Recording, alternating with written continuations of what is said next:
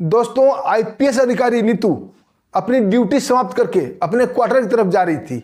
रास्ते में city children hospital Lucknow के पास बहुत सारा भीड़ देखती है और बहुत सारे लोग मिलकर एक आदमी को बुरी तरह से पीट रहे हैं। वो अपने ड्राइवर से बोलकर गाड़ी को रुकवाती है और उस भीड़ के पास जाती है। जैसे ही लोग आईपीएस अधिकारी को देखते हैं, भीड़ तितिर बितिर हो जाती है, लोग चले जाते हैं। एक आदमी रोड पर गिरा हुआ था जिसका सर फट गया था और बॉडी में कई जगह से खून बह रहा था। जैसे ही नीतू उस आदमी को देखती है, बिल्कुल चौंक जाती है, क्योंकि वो आदमी कोई और नहीं, उसका ही तलाकशुदा पति था। अपने ड्राइवर को आवाज मारती है और कुछ लोगों की मदद से उसे तुरंत आनन फानन में अपनी गाड़ी पर डालती है और हॉस्पिटल ले जाती है ट्रीटमेंट के लिए। आखिर दोस्तों, वो कौन था, लोग उसे क्यों मार रहे थे और आईपीएस अधिकारी का तलाक क्यों हुआ था? आइए दोस्तों, पूरी कहानी जानते हैं विस्तार से। दोस्तों, कहानी की शुरुआत उत्तर प्रदेश के लखनऊ जिले से होती है। लखनऊ में एक संभ्रांत परिवार था, अच्छा सा परिवार था, जिसका बेटे का नाम था राम प्रकाश। उसके पास लगभग 100 एकड़ जमीन थी। काफी संभ्रांत था और देखने में भी काफी अच्छा था। उसकी उम्र शादी की हो गई थी। उसके माता पिता उसके लिए लड़की ढूंढ रहे थे। तभी उनका कोई रिश्तेदार एक लड़की का नाम सुनाता है जो कि गाजियाबाद में रहते थे। लड़की बहुत ही खूबसूरत थी, पढ़ने में भी काफी तेज थी। उसका नाम था नीतू। जब राम प्रकाश के पिता और माता जब उस लड़की को देखने जाते हैं तो लड़की को पसंद कर लेते हैं। लड़की के घर वाले भी राम प्रकाश को बहुत पसंद कर लेते हैं और उससे काफी इंप्रेस होते हैं, क्योंकि उसके पास 100 एकड़ जमीन थी।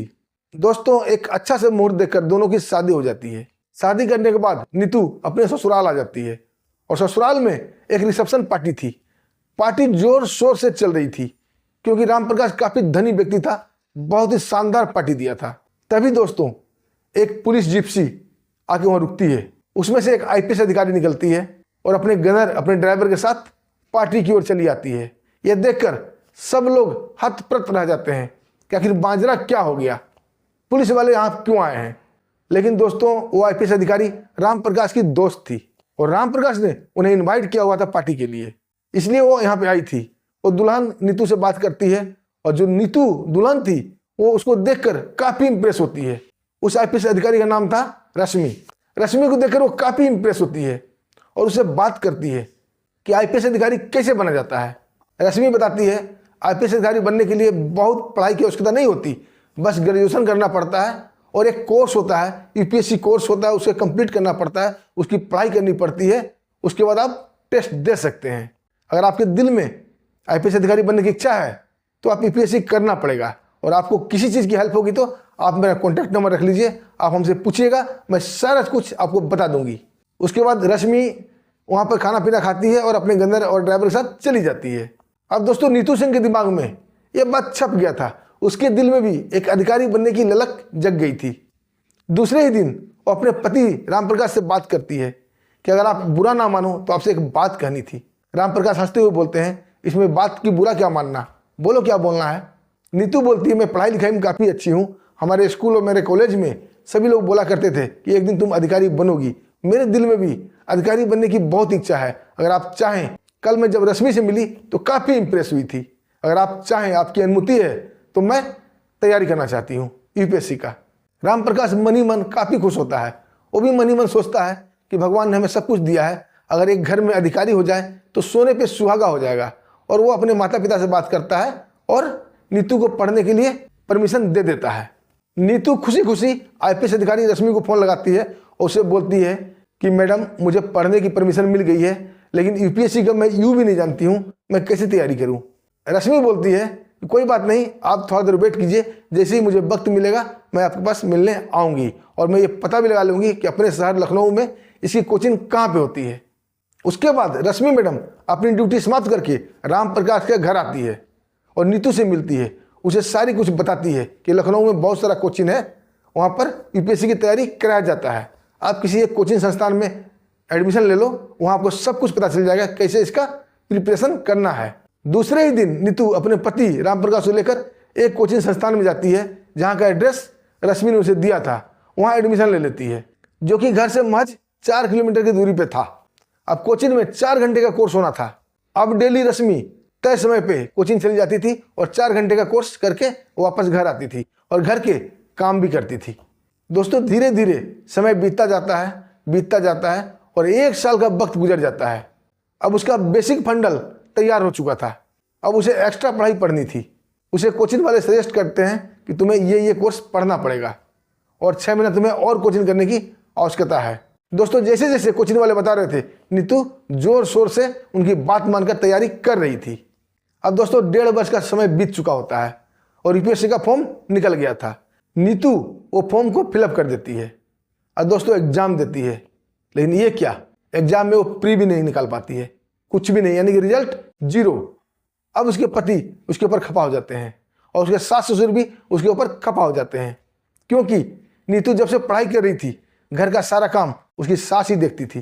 कभी कभी वो छोटे मोटे काम कर दिया करती थी, जिससे वो काफ़ी जली भुनी रहती थी। अब उसके सास जब वो प्री नहीं निकाल पाती है तो उसकी सास बोलती है, बस बहू अब बहुत हो गया पढ़ाई लिखाई, अब ये सब छोड़ो और घर पे ध्यान दो, घर के काम काज करो और घर में रहा करो। ये बात सुनकर नीतू कुछ भी नहीं बोलती है और अपने पति से बोलती है कि हमने इतनी मेहनत की है, इतनी मेहनत की है, बस मुझे एक चांस और दे दो, उसके बाद अगर ना निकले तो आप मुझे पढ़ाई छुड़वा देना। पत्नी की बात मानकर राम प्रकाश उसे एक मौका देने का और निर्णय करते हैं। अब नीतू जोर शोर से तैयारी में लग गई थी, क्योंकि वो जानती थी ये आखिरी मौका है, अगर इस बार भी नहीं निकलेगा तो घर वाले इसकी पढ़ाई लिखाई छुड़ा देंगे। वो जान जी लगा देती है, दिन दुनिया से बेखबर वो अपनी पढ़ाई में लगी रहती है। और दोस्तों वो वक्त भी आता है जब फिर से फॉर्म भरा जाता है। नीतू फॉर्म भरती है और वो दिन भी आ जाता है जब एग्जाम होना था। इस बार उसका प्री निकल जाता है, वो काफ़ी खुश होती है। प्री के बाद लगभग 2 महीने का टाइम मिलता है मेंस देने के लिए। वो 2 महीना जान जी लगा देती है, लेकिन दोस्तों मेंस नहीं निकाल पाती है। इस बार वो कितना भी बोलती है, उसका पति तैयार नहीं होते हैं आगे पढ़ाई के लिए, और घर में सास ससुर तो पहले ही खपा बैठे थे, वो बिल्कुल ही एग्री नहीं होते हैं कि ये पढ़ाई करेगी। लेकिन नीतू जान रही थी कि मैंने इतनी मेहनत की है, ये मेहनत मेरा पूरा बर्बाद हो जाएगा, अगर और थोड़ी सी मैं पढ़ाई कर लूँ तो एक एग्जाम देने के लिए मैं अप्लीकेबल हो जाऊंगी। हो सकता है इस बार मैं मेंस भी निकाल लूँ और इंटरव्यू भी क्लियर कर लूँ, क्योंकि उसकी पढ़ाई में निखार आ चुका था। अब वो अपनी सारी मेहनत को बर्बाद नहीं करना चाहती थी। दोस्तों इस वजह से पति और पत्नी में तकरार होने लगता है। पति किसी हालत में उसे आगे पढ़ाने के लिए तैयार नहीं था, क्योंकि घर वाले का दबाव उसके ऊपर था। पति रामप्रकाश बोलते हैं, मैंने शादी की है अपने घर की देखभाल के लिए, अपने माता पिता की देखभाल के लिए, ना कि तुम्हें पढ़ाने के लिए। तुम ये सब छोड़ो और घर पर ध्यान दो। उसके सास ससुर भी यही बात बोलते हैं। अब दोस्तों दिन पर दिन तकरार बढ़ते जा रहा था, क्योंकि नीतू नहीं चाहती थी कि उसका 2 वर्षों का मेहनत बर्बाद हो। और दोस्तों एक दिन ऐसा समय आता है जब वो घर छोड़कर निकल जाती है और अपने मायके गाजियाबाद चली जाती है। गाजियाबाद जाकर अपने माता पिता को सारी वस्तुस्थिति बताती है। उसके माता पिता बोलते हैं, बेटी ठीक है पढ़ाई करना जरूरी है, लेकिन अपने घर वाले से मिल मिला के, ये नहीं कि झगड़ा करके तुम यहाँ आ गई। तुम अपने पति को फ़ोन कर दो कि कोई बात नहीं, 5-6 महीने की बात है। लेकिन नीतू फ़ोन करने के लिए तैयार नहीं थी। अब नीतू की माँ अपने दामाद को फ़ोन करती है, उन्हें बोलती है कि बेटा ये तो बच्ची है, तुमसे रूठ के चली आई है, कोई बात नहीं, इसे एक चांस और दे दो, अगर इस बार नहीं निकाल पाई तो मैं कहती हूँ मैं इसकी पढ़ाई छुड़वा के तुम्हारे घर पहुँचा दूंगी।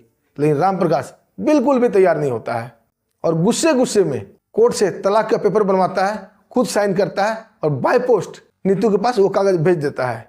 जब नीतू देखती है कि वो तलाक का पेपर है, उसे अपने पति पर बहुत गुस्सा आता है और वो भी गुस्से गुस्से में साइन कर देती है और करके वापस अपने पति के पास वो कागज को बाय पोस्ट भेज देती है। इसके बाद दोस्तों नीतू बिल्कुल ही फ्री अपने आप को महसूस करने लगती है और जोर शोर से पढ़ाई करने लगती है। तभी उसके पिता बोलते हैं, बेटी तुम एक बढ़िया संस्थान तुम्हारा एडमिशन कराता हूँ मुखर्जी नगर में। और उसके पिता उसका सपोर्ट करते हैं और गाजियाबाद से थोड़ी ही दूर है दिल्ली, वहाँ एक मुखर्जी नगर में एक कोचिंग में उसका एडमिशन करा देते हैं। उस कोचिंग का नाम था दृष्टि कोचिंग, जो कि IAS विकास सर चलाते हैं। विकास सर जब उसका टेस्ट लेते हैं तो काबिले तारीफ उसकी काफ़ी प्रशंसा करते हैं। अब बोलते तुम इतनी क्वालिफाइड हो, टेस्ट में रह कैसे गई हो। नीतू कुछ भी नहीं बोलती है। विकास सर बोलते हैं कोई बात नहीं, तुम्हारी कंप्लीट तैयारी है, बस तुम्हें थोड़ा बहुत मार्गदर्शन की जरूरत है। और विकास सर खुद उसे गाइड करते हैं।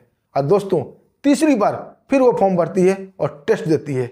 बहुत ही शानदार नंबर से वो प्री निकाल लेती है और प्री निकालने के बाद वो मेंस की तैयारी में भिड़ जाती है। और दृष्टि कोचिंग के विकास सर उसका मार्गदर्शन कर रहे थे और वो उनके मार्गदर्शन पर बहुत मेहनत कर रही थी। और दोस्तों वो वक्त भी आता है जब वो मेंस एग्जाम भी अच्छे नंबरों से पास कर लेती है। और रह जाता है इंटरव्यू। विकास सर उसका काफ़ी इंटरव्यू का तैयारी करवाते हैं, प्रिपरेशन कराते हैं और इंटरव्यू में वो पास हो जाती है। इंटरव्यू में सेलेक्ट होने के बाद उसे ट्रेनिंग पर भेज दिया जाता है और ट्रेनिंग में उसे उत्तर प्रदेश कैडर ही मिलता है और उसकी फर्स्ट पोस्टिंग लखनऊ ही होती है, जहाँ की उसका ससुराल था।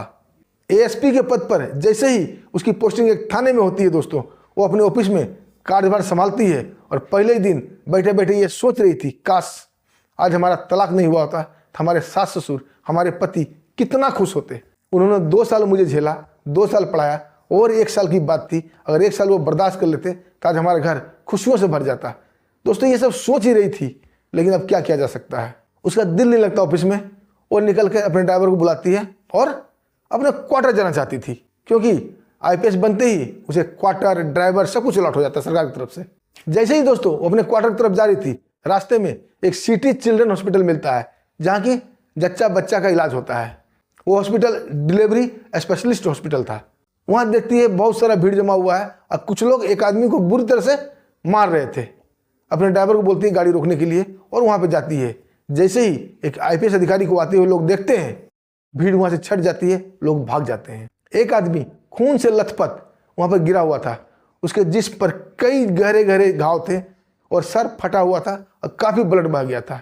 जैसे ही आईपीएस नीतू की नज़र उस पर पड़ती है, वो चौंक उठती है। वो आदमी कोई और नहीं, उसका ही तलाकशुदा पति राम प्रकाश था। तुरंत अपने ड्राइवर को आवाज़ मारती है और 1-2 लोगों की मदद से उसे उठाती है, अपने गाड़ी में लाती है, एक बढ़िया हॉस्पिटल में जाती है, उसे एडमिट करती है। हॉस्पिटल वाले उसे आईसीयू में डाल देते हैं।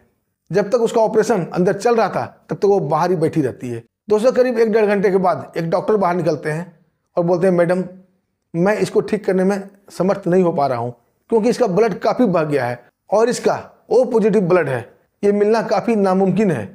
हॉस्पिटल के रिकॉर्ड में भी ये ब्लड नहीं है और मैं इसका ट्रीटमेंट नहीं कर पा रहा हूँ। आप यथासंभव जल्दी से जल्दी कहीं से भी 1 यूनिट ब्लड का व्यवस्था कीजिए। जैसे ही नीतू सुनती है कि ओ पॉजिटिव इसका ब्लड ग्रुप है, तुरंत डॉक्टर को बोलती है, डॉक्टर साहब हमारा भी ओ पॉजिटिव ब्लड है, आप हमारा ब्लड ले लीजिए। डॉक्टर काफ़ी खुश होते हैं और नीतू का ब्लड 1 यूनिट निकाला जाता है। उसके बाद उसके पति का ट्रीटमेंट शुरू होता है। अब दवाई कारगर शुरू हो गया था। कुछ ही घंटों के बाद राम प्रकाश खतरे से बाहर हो जाता है। जब ये समाचार नीतू सुनती है, वो भी काफ़ी खुश होती है। दूसरे दिन राम प्रकाश को होश आ जाता है, नीतू से मिलने जाती है। नीतू को आईपीएस की वर्दी में देखकर राम प्रकाश हक्का बक्का रह जाता है।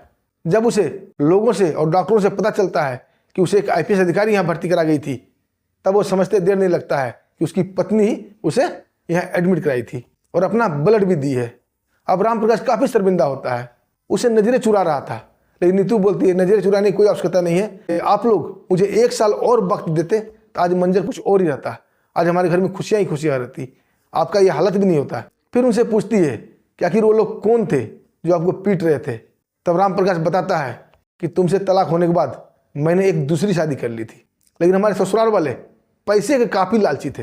वो हमारा 100 एकड़ ज़मीन देकर उन्होंने रिश्ता तय किया था और वो ज़मीन को हड़पना चाहते थे। तभी हमारी वाइफ प्रेग्नेंट होती है और डिलीवरी के लिए सिटी चिल्ड्रन हॉस्पिटल में लाया था। तभी डॉक्टर बोलते हैं कि काफ़ी क्रिटिकल मामला है, या तो बच्चा को बचाया जा सकता है या उसकी माँ को।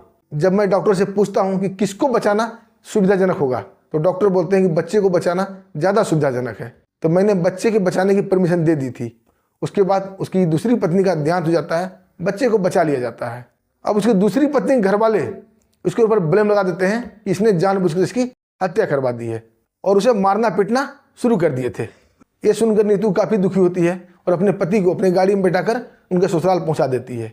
कुछ दिनों के बाद उसे पता चलता है कि उसके ससुराल वाले ने उसके ऊपर एक केस भी कर दिया है, दहेज उत्पीड़न का, मारपीट का और बहुत सारा फैमिली मैटर में उन्होंने केस किया हुआ था और समझौता के लिए 20 लाख रुपया वो उनसे मांग रहे थे।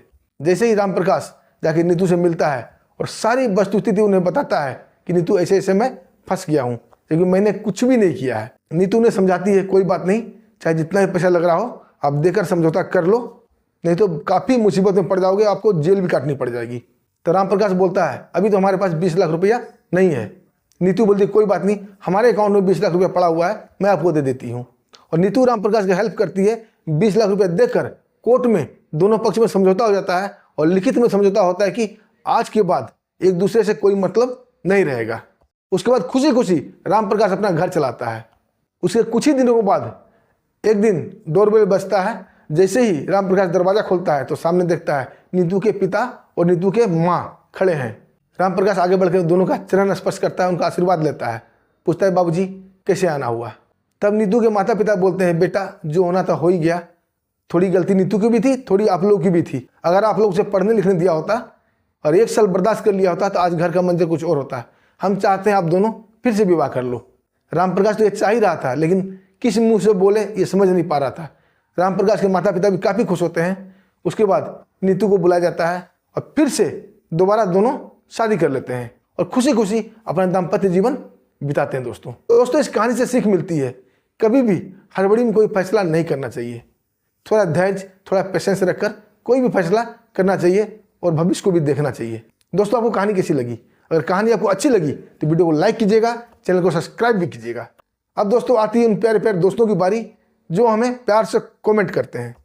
दोस्तों पहला कमेंट है सुखदेव शर्मा का। इन्होंने लिखा है बहुत अच्छी कहानी है भाई। सुखदेव साहब आपका बहुत बहुत धन्यवाद, ऐसे ही हमारा हौसला बढ़ाते रहिए।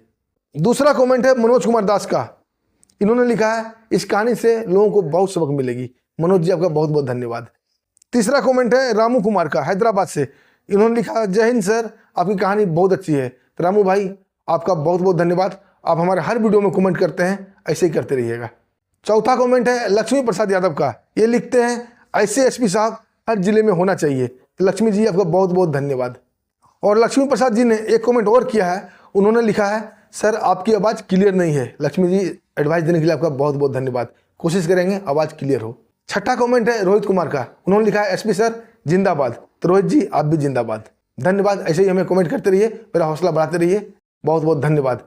और दोस्तों जो भी नए लोग हमारी वीडियो को देख रहे हैं, आप भी कमेंट कीजिए, कहाँ से कर रहे भी लिखिए, हम आपका नाम बताएंगे। फिर मिलते हैं दोस्तों एक शानदार कहानी के साथ, तब तक के लिए हमें आज्ञा दीजिए। नमस्कार, जय हिंद।